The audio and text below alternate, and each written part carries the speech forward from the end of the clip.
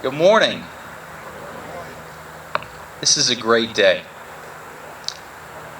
I want to recognize specifically my friends from the class of '90, Guido Galvez and Mike Fitzpatrick over here.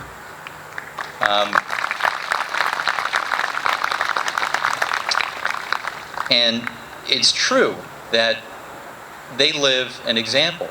And I'm flattered that you all would think of us as a model, but I can assure you we're following a bigger model. We're following a model to be Christ-like. We're following a model to carry forward what we learned from our friend Dan. And before we give honor to Dan, I think it's right and fair to honor his mother and his family who are here today. Kitty, you raised him. You did a great job.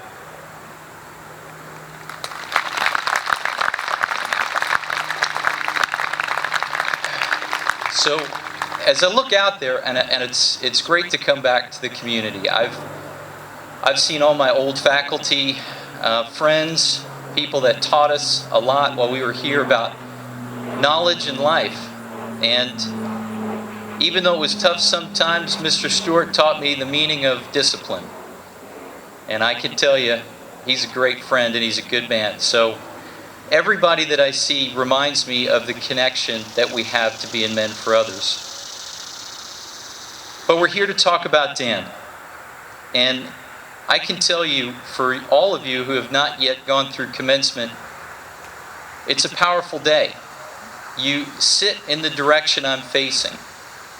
You face out, not up. And it's because you're looking out at all the people that supported you, your family and friends, the faculty that are here. And on this very ground and on this very spot, my friend Dan McNeil gave us a final address as our class president, school president, friend, and mentor. As a matter of fact, it was such a great experience, the 6 years that Dan had here, that in the yearbook, which I hold in my hands, there was a chapter entitled The Year of McNeilism. And I want to read that to you.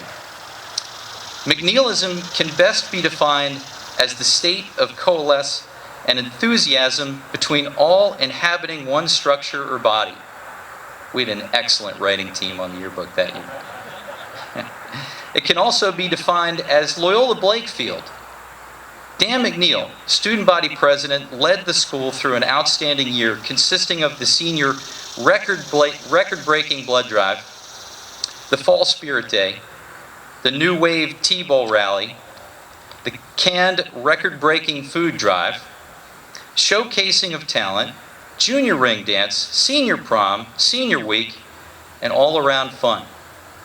The student government served as the executive department consisting of each class's elected officials, many appointed and volunteered officials. In short, it was a great year for all. May the spirit of 1990 endure. You know, that day that we got to that point in the hollow all started for me, and I'd like it if the 7th graders could identify themselves. Could you raise your hands? Where's the 7th grade class? That's awesome. I was the first year in 7th grade. I was here the first year that they ever had 7th and 8th grades. And I started in the first year here. And they called us micro-dons right off the bat. And I was so nervous on my first day of school. I mean, it was like the toughest morning I could ever imagine. And I had a backpack that was almost as big as me. I was on a new campus, a lot of bigger people than I was ever used to seeing. And I went to the steps of Sheridan Hall, and as I walked up, there was a guy in a suit, in a full suit. And he had a red power tie on, and he had a hard briefcase. He didn't have a backpack, he had a real briefcase, like a lawyer or a politician would carry. And he was standing on the top step, extending his hand to everybody, saying, "I'm Dan McNeil, and I'm running for class president." And I said, I'm in way over my head in this school. I don't even know where I'm going, and there's a guy running for office here. But that was Dan. He was prepared. And Dan was prepared well beyond running for class office. Later, as we got to know Dan better, and he did a great job in government, but I saw him do so many acts now that when I look back, I realized they're gifts to me. I once saw Dan break up a fight. There was a fist fight between a couple kids, and I didn't know him. I didn't care. And it wasn't, to me, I wasn't to be bothered with it. I had other things to worry about. Dan jumped in. Dan probably took a few punches. I don't know. He was in the middle of a pretty big fist fight, and he stopped it. He had the guys actually shake hands. I couldn't believe what he did. But that's a memory that I'll never forget about him. He could unify people who were fighting. Seconds after they were fighting. Amazing. Dan had something special that he could gather people. He could organize things and get you to buy in on stuff. He always, after graduation, was the guy leading the charge for our class to get together, to support Loyola and to donate. Looking back, I can see that Dan's love of Loyola and the people here with him was a connection with God. Dan lived his life by the verse in the book of Luke, chapter 6, "Do to others as you would have them do to you." I never understood that verse until now, and looking back at how he lived his life, I know he knew it. It doesn't mean that if you don't want somebody to be mean to you, that you don't be mean. It means that you have to do what you want to others, what you want done to you. If you wanted to be treated kindly, you must treat others kindly. If you want to be spoken to as a friend, you have to be a friend to others first.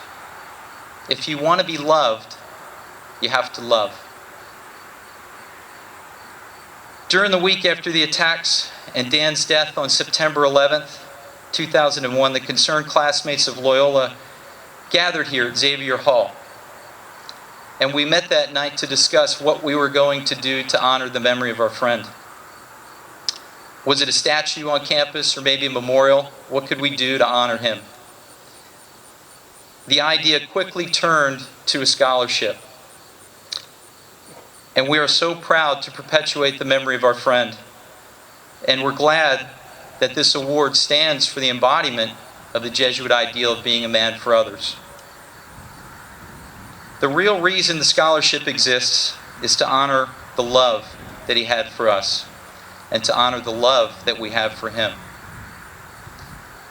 I want to quote the book of John, chapter 13. "A new commandment I give to you, that you love one another, even as I have loved you, that you also love one another. By this all men will know that you are my disciples, if you have love for one another." I want you all to take a moment to look around right now.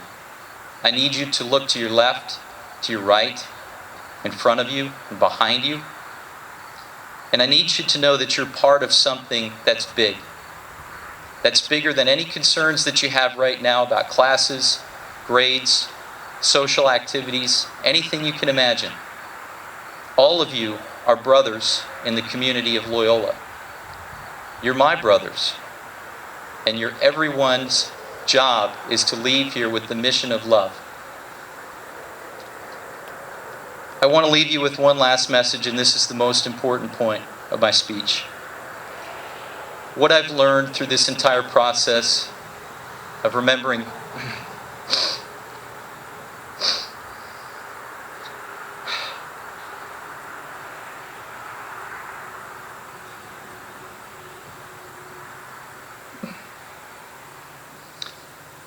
this is your most important message that I can give you. The way you love your friends says more about who you are than anything else you can do. Thank you all very much.